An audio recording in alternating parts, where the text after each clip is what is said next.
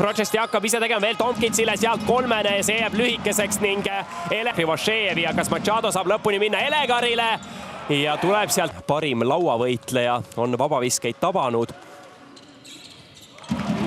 Ja Parahovski küsib sinna alla ja hästi saab Elegar sealt vahele ning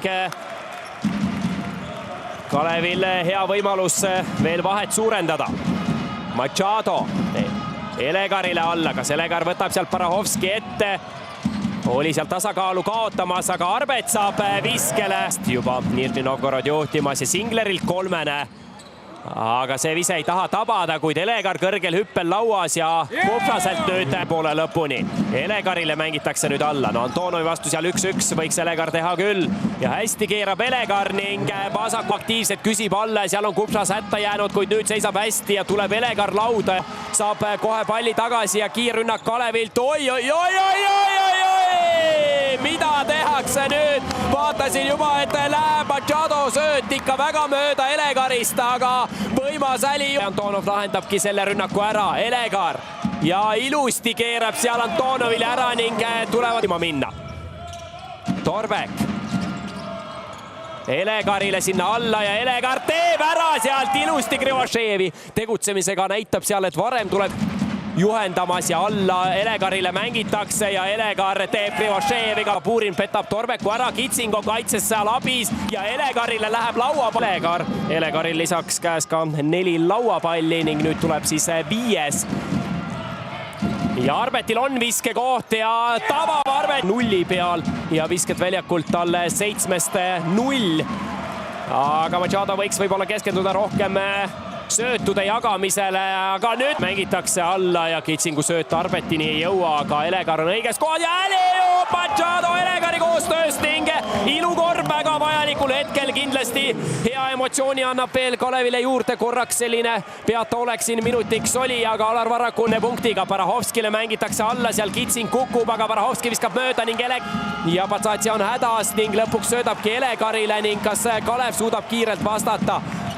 Nurka Arbetile veel üks kolmene teele ja veel läheb Arbeti kolmene ning 20 punkti. Austavad nüüd kalevlased mängu, veel 14 sekundit aega rünnata, aga seal Elegar Antonovi vastu kindlasti läheb tegema, see on ebasportlik viga. Ja seda näitavad ka kohtunikud ning nüüd natukene Elegar ärritub. Kuid teine seerklassi on näidanud, ründelauas on Kalev olnud üle 11-9. Kui taas kalevlastelt hiilgav tegutsemine kaitses ja ka visketabavus siis tõesti suurepärane Kalevil täna olnud. Kuma ja Machado seal võtab ise ette, keerutab päris kõvasti, leiab Elegari ja